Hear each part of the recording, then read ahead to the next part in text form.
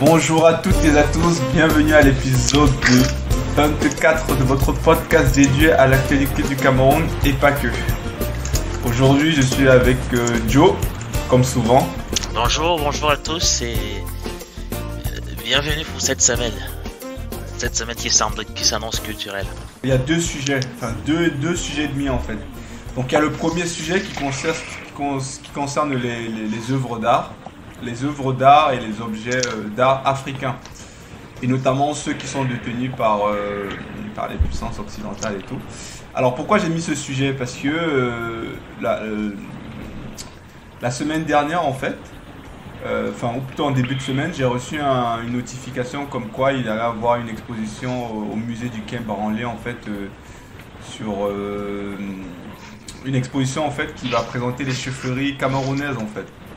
Donc ça c'est la première chose. Et 2 jours après, en zappant la télé, je suis tombé sur un reportage d'Arte qui parlait des œuvres africaines en fait qui sont détenues par les pays européens, les pays colonisateurs en fait qui ont obtenu ces œuvres d'art durant la colonisation. Je ne sais pas s'il y avait un rapport entre les deux, mais je pense que oui. Donc du coup je me suis dit c'est intéressant, on va peut-être parler de ça. Et enfin on va peut-être parler aussi de la guerre, mais pas de la guerre européenne, on va parler de la guerre en Afrique. Et notamment dans le Congo oriental où il y a plus de 6 millions de morts et tout le monde s'en fout. Alors c'est parti pour cet épisode.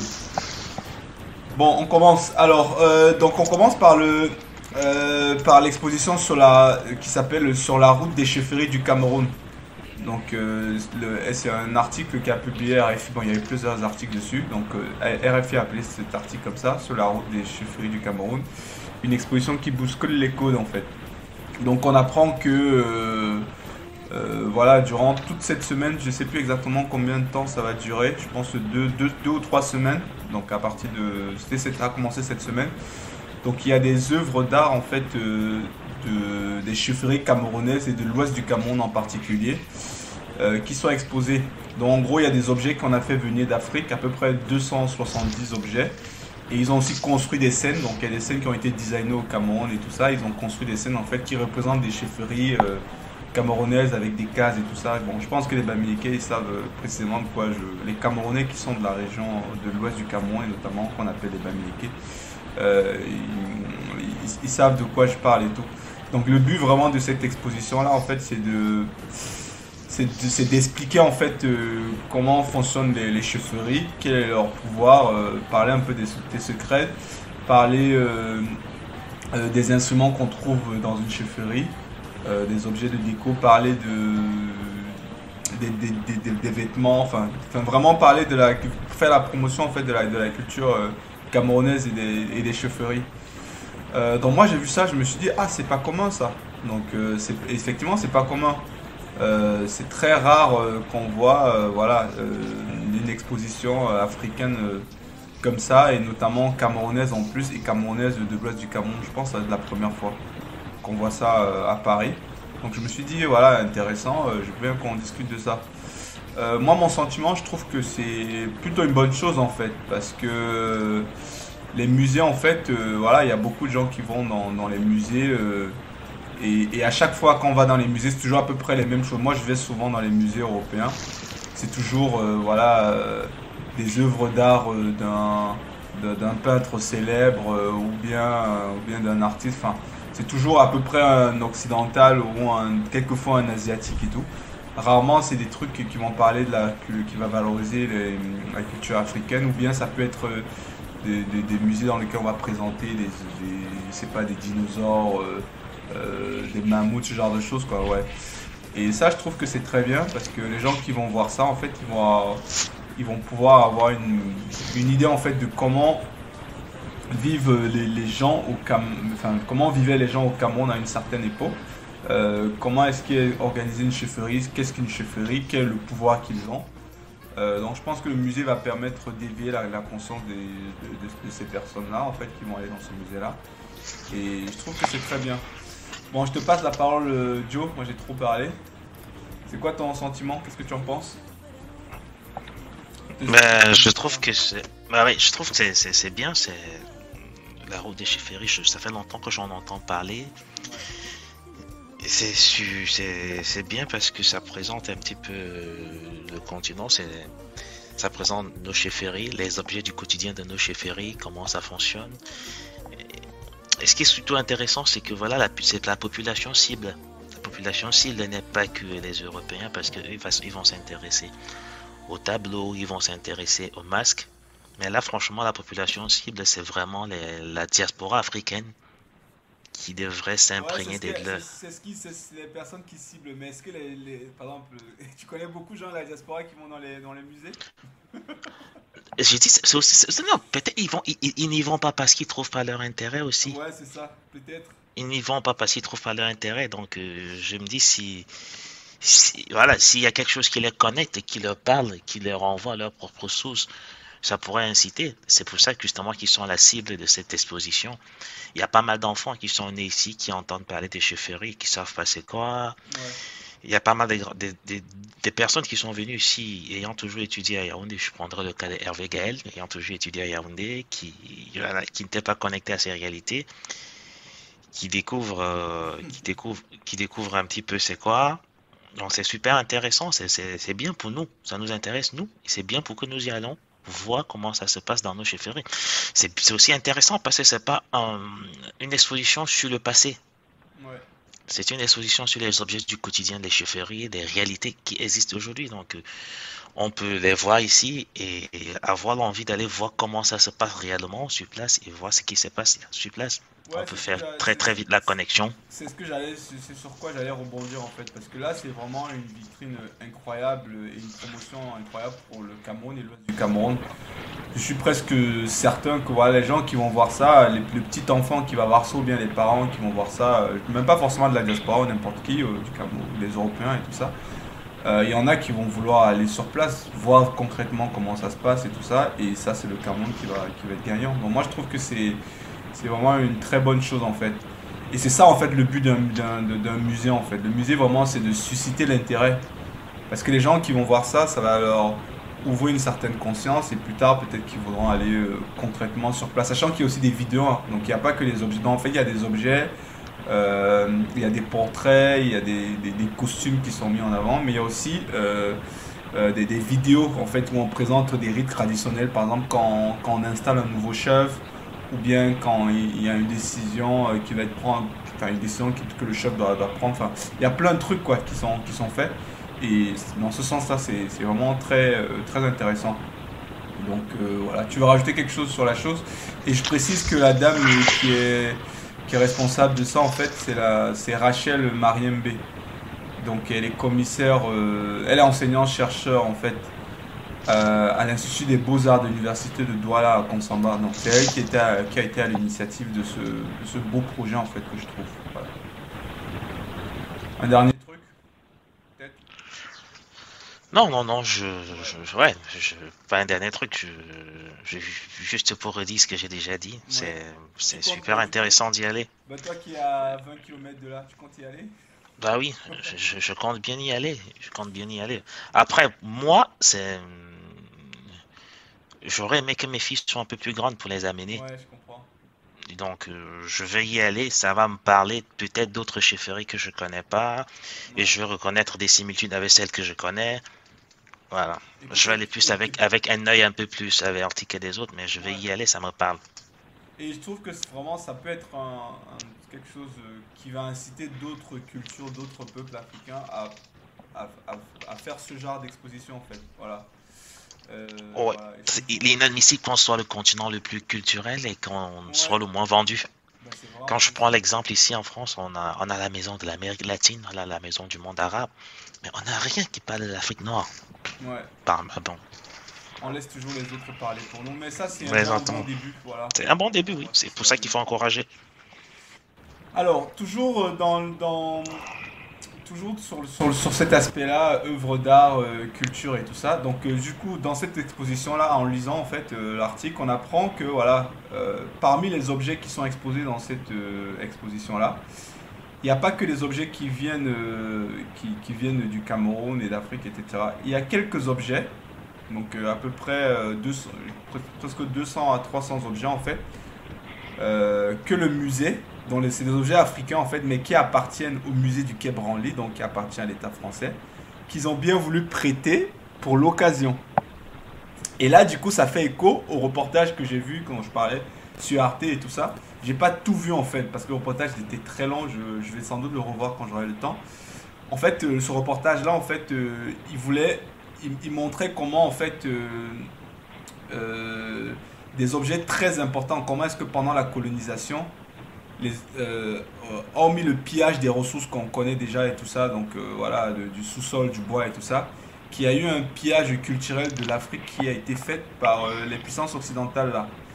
Et aujourd'hui, en fait, depuis à peu près 20-30 ans, en fait, il y a plein d'intellectuels, plein de gens, un mouvement qui a été lancé, en fait, pour exiger la restitution de ces objets. Parfois, il y a eu des objets, en fait, qui étaient vraiment des symboles d'une certaine tradition, en fait. Qui étaient vraiment, je sais pas, des objets sacrés, comme on dit, en fait. Qui ont été pillés, en fait. Je vais Ouais, te prendre un exemple tout bête, hein. ouais. Le trône original du royaume Bamoun se trouve en Allemagne Voilà, aujourd'hui. exact. Voilà. C'est ce genre de, justement. Ouais. Et il y a pas mal d'objets qui ont été pillés avec la colonisation. Ouais, Parce qu'ils se disaient que bah, il n'y a pas de très bons musées en Afrique, ils vont les prendre, ils vont les acheter à vil prix ou bien les confisquer pour venir les exposer dans leur musée, qu'ils ont plus de vitrines dans leur musée. ouais. Pourtant, ouais, il faut qu'on rende Ouais, au peuple à qui ça appartient et à nous maintenant de construire de beaux musées pour le faire. Et quand tu as été récemment dans ton voyage au Cameroun, dans une partie du Cameroun, tu as vu qu'il y avait en construction d'un très très grand musée. C'est déjà le début de quelque chose. ouais. Et on parle de presque 70 000 pièces. Donc les premiers qui ont été vraiment lancés, pionniers sans mouvement, c'est les gens, enfin d'après le reportage, c'était les gens de l'Afrique de l'Ouest, là, donc Nigeria et tout ça. J'ai oublié le nom du monsieur. Euh, En gros, c'était dans les années 80 et tout ça. Donc il a écrit à pas mal d'administrations là, donc à l'administration coloniale notamment anglaise, pour exiger la restitution de ces objets. Et le gouvernement anglais, pendant très longtemps, ils ont refusé de restituer.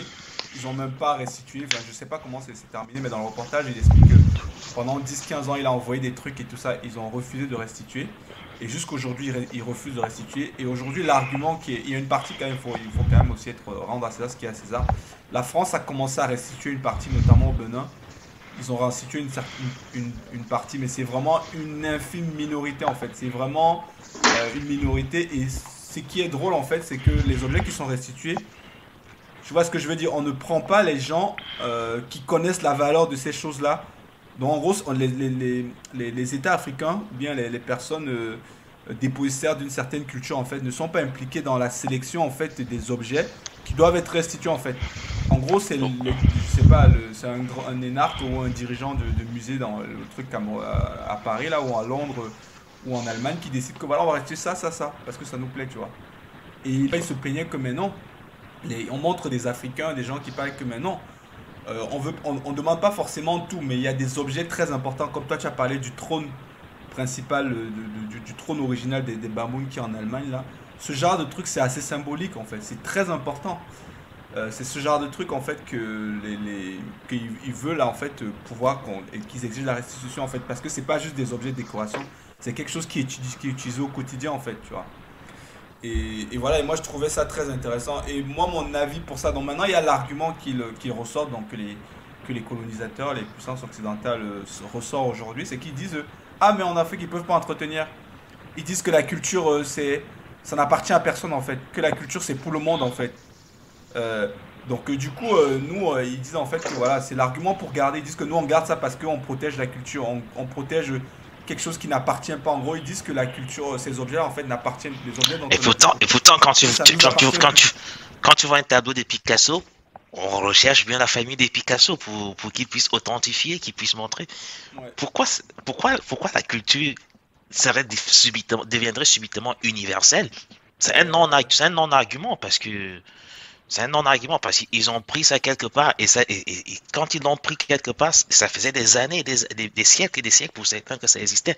Donc Ouais. c'était entretenu. Moi, je partage ce point de vue-là. Par contre, il y a un autre argument qui disent, voilà, ils disent en Afrique qu'il n'y a pas assez de musées, il n'y a pas les moyens de conservation, de conservation. Sachant que l'entretien d'un musée en Europe, en Angleterre, tout ça, c'est des millions d'euros de budget chaque année en fait qui sont mis en place enfin, pour entretenir, Pour pour construire des salles bien sécurisées avec la bonne température, tout ce qui vaut avec l'entretien. Donc ils disent qu'on n'a pas les moyens pour ça. Et ces musées en Europe et en Angleterre, et en Des Europe et British aux Museum États-Unis, en Angleterre. oui, Ouais. ils produisent de la richesse, Ils produisent la richesse, bien sûr. qui s'entretiennent. Exact. Si vous dépouillez un continent de ses richesses, bah, et vous leur dites qu'ils n'ont pas les moyens d'entretenir cette richesse, mais ils n'ont plus ces richesses-là. Faut leur donner. C'est quand on va construire des musées en Afrique qui vont rapporter des touristes qui vont faire vivre le musée, qu'on pourra entretenir des musées. Donc on Ouais. pourra, sans objet de valeur, on peut pas entretenir un musée. Il y aura deux, trois objets qui vont attirer les gens pour qu'ils viennent découvrir d'autres objets derrière. Ouais, je suis d'accord. Et du coup, justement aussi, donc, toujours dans cette même mouvance-là, en fait, dans le reportage que j'ai vu sur Arte et tout ça, il y a il y a des hauts fonctionnaires, des gens qui ont été au pouvoir dans les années 80-70, après la décolonisation. À l'argument où on dit que voilà, il n'y a pas assez de musées en Afrique, que les Africains ne s'approprient pas trop de la culture, les Africains s'en foutent de la culture. Et les gens ils répondent à ça ils disent en fait que mais pourquoi est-ce qu'aujourd'hui en Afrique il n'y a pas assez de musées? Pourquoi est-ce que c'est pas développé? Pourquoi est-ce que par exemple le sport est plus mis en avant que la culture ou bien et tout ça? Et le gars il t'explique en fait que c'était des pressions que mettait le FMI. Le FMI disait à l'époque ce qui est plus important c'est le développement du pays. Voilà, il faut avoir des routes, il faut avoir des ponts. À la limite, vous pouvez faire du sport, mais la culture, oh non, surtout pas pour les. Vous êtes trop jeune en fait pour la culture en fait. La culture, c'est quand vous avez déjà développé les routes, quand vous avez déjà l'eau potable et tout ça.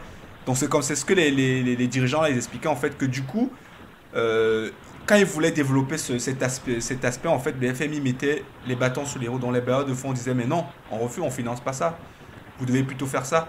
Et ils disent au petit à petit, c'est comme ça en fait que l'Afrique aujourd'hui s'est retrouvée, a pris du retard sur ce plan-là en fait. Donc l'argument comme quoi les Africains ils s'en foutent de la culture, ils sont pas intéressés par les musées en fait, ça part de là en fait, tu vois. Il expliquait en fait pour ça. Et je disais ouais mais c'est totalement vrai en fait. Et c'est pas et cet argument qu'on n'est pas intéressé par la culture, ça c'est totalement faux. Moi je me souviens quand tu as 3 4 ans en fait, c'est pas inscrit dans tes gènes que tu préfères aller tel truc. Non, c'est pas vrai. C'est, si tu as des musées, moi je me souviens quand on allait souvent au centre culturel français, quand j'étais tout petit avec mon grand-père, parce qu'il y avait des expositions et moi j'aimais bien. Et bon, et voilà quoi. Donc c'est juste pour dire que cet argument comme quoi on n'a pas les moyens et tout ça, voilà, il y a des choses qui se sont. Enfin, il y a des actions qui ont fait que on n'a peut-être pas développé les musées. Et comme tu as expliqué, si on n'a pas les objets à exposer, qu'est-ce qu'on va mettre dans les musées en fait? Voilà. Ouais, donc toi tu penses que. Bon, qu'est-ce qu'il faut faire aujourd'hui? Je pense que si tu es. Et Enfin, il faut commencer par faire un vrai inventaire un inventaire, ouais. du patrimoine culturel africain qui a été estropié. Ouais. Et maintenant, voilà, que les Africains prennent aussi sur eux de construire des musées, de construire des environnements et de multiplier des expositions. Ouais. De multiplier des expositions. C'est comme ça qu'on pourra reconnecter l'Africain qui est très culturel à sa culture. Parlons d'un petit truc que t'as dit là. Donc, t'as dit que par exemple, que le trône originel des Bamoun est en Allemagne et tout ça. Ouais. Euh, comment est-ce que c'est vu dans la. Toi qui connais un peu bien. Ah, Toi qui es un peu plus proche. c'est très mal vu. Ouais, Parce que ce qu'on utilise aujourd'hui, ce n'est qu'une réplique. ouais. Mais c'est assez mal vu. Les Bamoun veulent le retour de leur trône. Et il y a des demandes qui ont Pour- été faites par exemple par Il y le. a des demandes qui ont été faites au musée de Berlin. Ouais, Ils demandent. C'est une chose entre beaucoup, hein. ouais, Il y a beaucoup qui sont. Voilà, ils demandent le retour. Ça, je crois qu'il y a une démarche en cours. ouais. Il y a l'UNESCO aussi qui joue les Ouais. intermédiaires. Mm. Donc on attend de voir ce que ça va donner. Ouais. Et le Bénin a déjà commencé à remporter les premières victoires Oui, avec le le Bénin, Nigeria. eux, ils n'ont pas lâché parce qu'en plus, c'est le Bénin, il y a eu un très grand royaume là-bas. Tu vois, Le Dahomey, oui. le Dahomey et tout ça, Et je suis allé ça en. a été un très très grand royaume avec J'ai des eu la trucs. chance, j'ai eu la chance de visiter Abomey, qui est aujourd'hui, qui était la capitale où vivait le roi Béanzin. J'ai eu la Ouais, chance de Béanzin, visiter. ouais. J'ai eu la chance de visiter Abomey. C'est vrai que sur place, le musée, il fait pitié. Ouais, Mais je crois que si on rentre et qu'on reconstruit franchement tout des ce vrais qu'il y a, musées, bah oui. les gens seront Et les intéressés. gens, ils vont voir. Le musée qui est sur place, il fait pitié, mais des gens viennent. Bah Tu vois oui. un petit peu. Bah moi, honnêtement, j'aurais trop envie d'y aller parce que moi, enfin, je pense que les Africains en général, ils iront dans ces endroits-là parce que moi, je me souviens quand on faisait l'histoire, géographie et tout ça en seconde, en histoire notamment, en seconde et en première, où on parlait du roi Béhanzin et tout ça. Moi, j'étais Et des émerveillé en Amazones. fait, les Amazones en fait. C'est quelque chose qui m'a toujours attiré, qu'en fait, tu vois, tu dis, ah, j'aimerais envie en fait, j'aimerais revivre cette époque-là en fait. Parce Ouais, qu'il a quand même réussi à construire un empire, voilà, qui était solide en fait, quoi. exactement. Et c'est quelque chose que si on construit un musée avec les pièces qui vont bien, les gens iront voir. Oui, Euh, j'étais visiter son musée, je regardais la case où il dormait. Enfin, là, ouais, aujourd'hui, s'il y a une vraie exposition dessus, s'il y a une vraie lumière mise sur ces choses-là, avec un vrai musée, franchement, les Africains, ils adoreraient bien parce qu'aujourd'hui encore en Afrique, on a une explosion de la classe moyenne ouais, qui n'ont plus que des besoins primaires, qui commencent à avoir d'autres besoins, des besoins de se divertir, besoin de soif de connaissances, des besoins culturels. Aujourd'hui, franchement, tout y est pour que des Africains puissent s'intéresser à leur culture. bah Aujourd'hui, quand tu totalement. vas par exemple au Cameroun, où les gens préfèrent aller, ce n'est plus dans des salles de cinéma ou regarder. Non, Ah les bah gens non, préfèrent parfois aller manger dans des restaurants qui sont un peu rustiques. Les gens bah oui. préfèrent parfois se reconnecter aux sources, aller faire des activités culturelles. Je crois qu'aujourd'hui, voilà, toutes les conditions sont réunies pour qu'il y ait cette explosion Ouais. démographique en termes de visite, en termes de visite. Mais moi je me dis, on ne va pas contre le sens de l'histoire. Un jour ou l'autre, voilà, ça va. Là, ça a commencé progressivement, on commence à restituer, mais moi, je suis plutôt confiant en fait que voilà, ça, ils vont retourner où ils doivent être ces endroits, ces objets-là. Voilà. Justement, dans ce truc-là, ils parlent de ça. Donc, dans l'exposition-là, ils parlent de ces aspects-là, en fait. Donc, ils disent que voilà, pendant la colonisation, donc notamment les objets qui ont été mis qui ont été qu'a prêté le musée du Quai Branly pour ces trucs-là. Il y a des explications et je trouve que ça c'est très bien parce que le petit enfant français qui va voir ça à 5 ans, il va voir qu'il y a une injustice peut-être qu'en grandissant, quand il va arriver au pouvoir, c'est quelque chose qui va le marquer, qui va. Donc voilà, moi je suis plutôt allez, confiant Ah ouais, sur cet aspect-là. Et la culture, l'Europe aujourd'hui, elle se vend parce qu'elle est culturelle, tu vois. ben, c'est Quand surtout ça tant de aujourd'hui. touristes partent des États-Unis, c'est pour venir découvrir les châteaux de Vincennes, Bah le oui, château de Versailles, pour venir découvrir. Parce que les États-Unis, c'est un pays qui n'a pas eu de culture. bah oui, C'est un ouais. pays Il n'y a pas de. Ouais, hétérogène, des peuples hétérogènes qui sont mis ensemble. Ils ont besoin, les gens ont besoin de ces cultures. Donc, si l'Europe s'invente sa culture, il n'est que juste qu'elle puisse redonner la culture de l'Afrique à l'Afrique. Que chaque culture soit à sa place. Et c'était comme ça qu'on a cette interconnexion et qui va surtout, aider on tout le pourra monde. mieux parler de ces objets-là, en fait, puisque tu pourras mieux vendre ton objet, mieux dire tout ce qu'il y a derrière, tout le vécu qu'il y a, tu vois. Parce que, Exactement. voilà, parce que là, tu as quelqu'un qui connaît et tout ça, et il sait pourquoi cet objet-là, il sait la valeur de ça. Je pense que ça a plus un sens, en fait, que voilà, d'aller juste le voir comme ça, avec un petit sous-titre que quelqu'un a mis derrière et tout ça. Mais bon. En tout cas, ouais, donc on a parlé un peu d'art aujourd'hui, je trouve que c'est bien. Et voilà. On va enchaîner avec notre dernier sujet du jour. Donc on va parler de la guerre, mais pas de la guerre en Ukraine. Voilà, on va revenir un peu en Afrique et tout. Alors, on va parler notamment de la guerre qu'il y a dans le Congo oriental. En fait, en gros, on apprend que depuis à peu près 2014, il y a eu presque 6 millions de morts et près de 10 millions de déplacés dans le Congo oriental. Et c'est une région en fait, voilà, dans laquelle il y a un peu une anarchie totale qui règne avec des milices armées qui sont du Congo, du Rwanda, du Burundi, voilà. Et tous ces milices en fait, elles tournent autour en fait des gros gisements de minerais qu'il y a dans ces régions-là, notamment pour le coltan et d'autres choses quoi. Voilà. Donc du coup ils créent l'anarchie dans ces régions-là, ils violent des femmes, ils tuent des parents et tout ça. Et, et tout le monde s'en fout en fait. Voilà. Et ce truc-là en fait ça a attiré mon œil parce que moi j'ai lu il y a pas longtemps le livre de Denis Mukwege Mukwenze. Ouais. Mukwege, ouais, qui explique en détail comment ça se passe dans son livre en fait.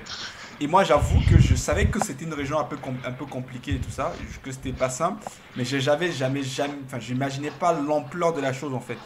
Et dans son livre, il te parle de de cette guerre-là, qui en 20-30 ans en fait déjà près de 15 millions de morts en fait. Mais, et la communauté internationale en fait s'en fout. Lui, il a eu le prix Nobel de la paix, parce que lui, ce qu'il fait, Denis Mukwege, c'est que lui, il a des hôpitaux là-bas, il réussit à rester, donc il soigne des femmes qui se font violer en fait, voilà. Ouais, on l'appelle quoi, le mécanicien des corps. Voilà, donc lui, ça C'est le devrait être et du gynécologue. coup, dans son livre et tout ça, il parle de ça et il te dit comment est-ce que le pouvoir congolais en fait est démuni parce que elles sont financées par ces milices-là et que ce chaos semble arranger en fait des gens qui ont la main sur les ressources minières en fait, notamment, bon, je vais pas le citer, mais forcément que les Occidentaux, ça les arrange bien d'acheter le coltan pour les smartphones moins cher. Pareil pour les minéraux en fait. Peut-être que s'il y a une organisation, euh, les prix vont forcément augmenter ou ça serait pas, enfin ça n'arrangera pas tout le monde. Donc moi ma question c'est voilà, est-ce que donc j'ai posé en fait le truc que je t'ai envoyé pour la préparation, c'est est-ce que la vie des noirs en fait n'a pas de valeur en fait?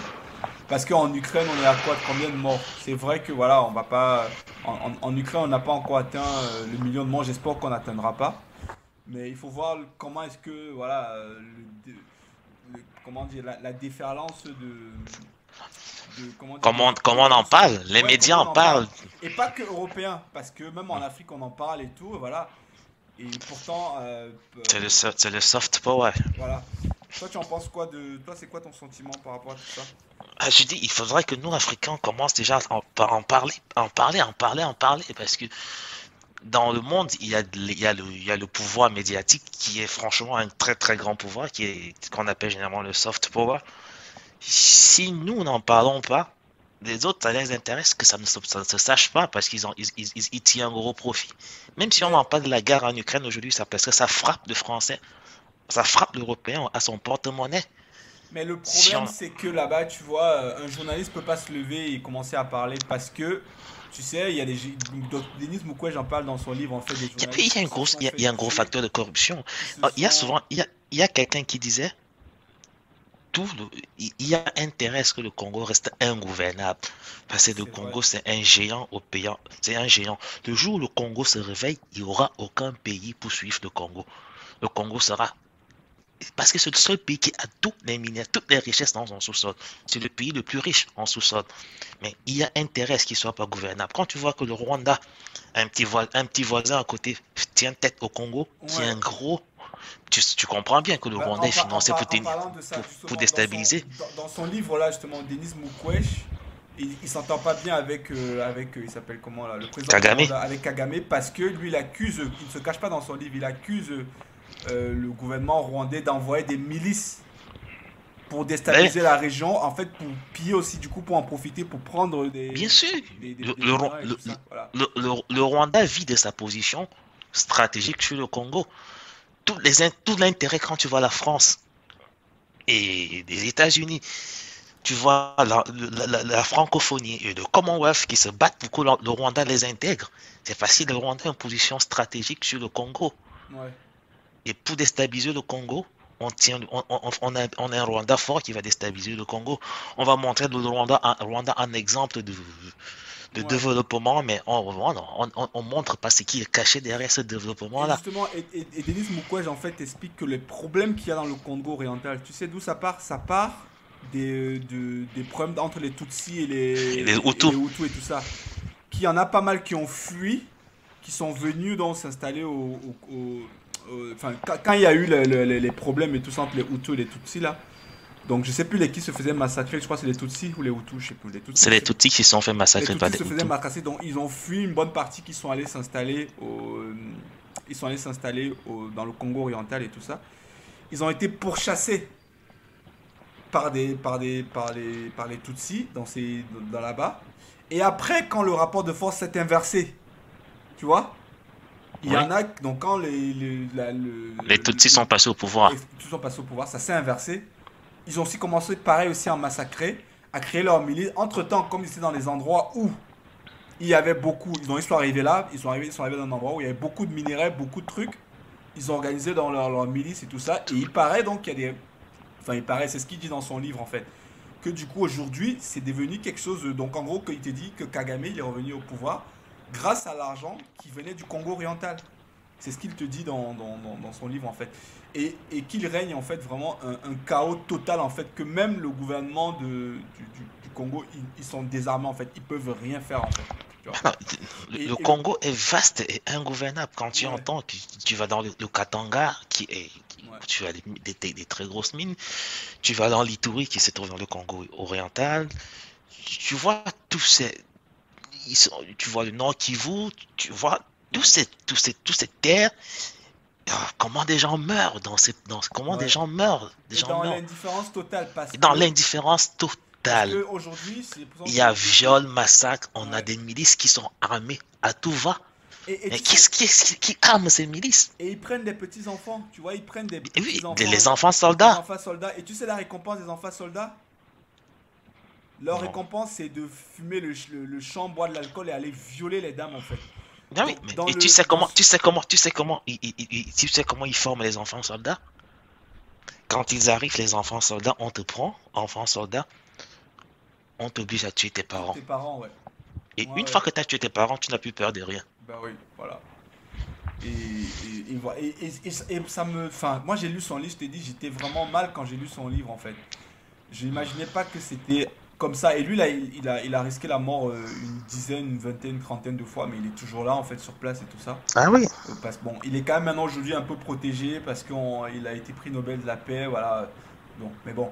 Mais avant, Ah, il a il été a un bas un travail assassin. merveilleux, hein. Il fait un Bah oui. travail merveilleux. Quand tu lis son livre, en fait, t'es fier quelque part d'être africain, quoi. Moi, j'ai lu Ouais. son livre et tout ce qu'il a fait, j'ai dit, ouais, je suis quand même fier de voir qu'il y a il y a des zones comme ça, en fait. Et voilà, et bon, pour ce conflit-là, en fait, du coup, est-ce que le coltan, bah c'est clair, hein, le coltan, en fait, ça vaut plus que les millions de morts, là. Ah Aujourd'hui, bah. le coltan, je précise, Non, c'est qu'il faut il faut sensibiliser c'est le c'est maximum de personnes ouais, pour qu'ils sachent que lorsque tu tiens un téléphone portable entre tes mains, tu as du sang. ouais.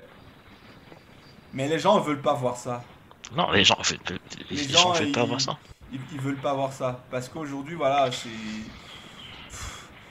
On te dit 80% des réserves mondiales sont là-bas. 80%, t'imagines? Rien que pour ces minéraux-là. Juste pour le coltan, 80%. Juste pour ces Et minéraux-là. comme c'est. Et je suis même sûr que c'est même beaucoup plus que ça. Ah oui. Parce que vu que c'est des petites zones où les gens sont là, je suis même sûr que c'est beaucoup plus que ça. Ah Et il oui. faut voir dans quelles conditions, en fait, les conditions artisanales dans lesquelles c'est Va, récolté. et va voir les populations qui vivent là-bas, ils ne sont même pas développées. Ouais, Il n'y a même pas de route. La seule route qui passe, c'est celle qui va jusqu'au bureau du mec qui extrait le truc. On- Avant, comme dans le pétrole, on exigeait à des compagnies de pouvoir construire des écoles et des trucs comme ça. Les mecs, ils arrivent, ils te construisent une école. C'est quoi, construire une école par rapport à tout ce qu'on va retirer? C'est quoi? C'est rien. ouais. Parce Donc, qu'on sait il ouais. y a une corruption latente aussi. Et ça aussi, on peut accuser l'Occident, hein, mais il faut aussi parler de la complicité des nôtres. Hein. Ah bah forcément, forcément que Il ça faut part. passer de la Tout complicité part des toujours nôtres. de là.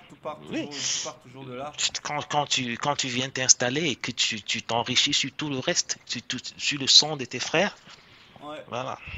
ouais. Et Dans la vie du noir, ouais, ça semble ne pas valoir beaucoup plus, même si on a la même mais respiration. et dans son livre et tout ça, nous on le sait parce que nous on te met dans son livre, il te rappelle d'où vient tout ce problème en fait. En fait, tout Ouais. ça part du Congo belge. C'est les Belges qui sont venus quand ils ont fait leurs frontières et tout ça. Tout est parti de là parce qu'il t'explique que pendant très longtemps, ces régions-là, ces endroits-là, c'était des endroits où il y avait des qui vivaient sans problème en fait quoi. Il y avait des traditions, il y avait des rois qui étaient respectés et tout ça. Ils te disent que quand les Quand Congos, tu, quand les Belges sont arrivés au pouvoir, ils ont humilié les rois et tout ça. Le roi, on te bastonne, on te met nu devant ton peuple et tout ça. Voilà, ça a cassé en fait, comment dire, mentalement, il s'est passé quelque chose à partir de ce moment-là en fait. Quand les rois ont été déportés, ont été chassés et tout ça. Et voilà, c'est créé ces problèmes-là aujourd'hui en fait, aujourd'hui. Et ouais, je sais même pas comment on peut s'en sortir de ça. Je sais même pas si on va arriver un jour à s'en sortir. J'espère hein, ah, que ces endroits-là vont se développer, qu'il y aura moins de morts et tout ça. Et ça fait tellement mal en fait. Tu vois, tu te dis. si. Si. T'as ce même problème là quand tu arrives au Cameroun. Quand tu vois des endroits où la colonisation a franchement tué la culture, Ouais. tu sens une forme voilà, tu sens une forme de rébellion latente. Ouais. Et quand tu arrives dans les endroits où la colonisation n'a pas pu tuer la culture, il y a un respect de la chefferie traditionnelle et un certain développement de l'humain. Ouais. Ça, voilà. Peut-être je me trompe, mais bon. Non, moi je pense que je te trompe pas. Mais bon, écoute. Bon, on va s'arrêter là pour aujourd'hui. On espère que toi qui nous écoutes et tout, tu vas être sensibilisé à ce qui se passe au Congo oriental, à ce qui se passe avec nos musées et tout ça. Et peut-être qu'un jour tu auras le pouvoir de faire changer les choses. On va s'arrêter là aujourd'hui. Merci beaucoup, HK, et à bientôt. À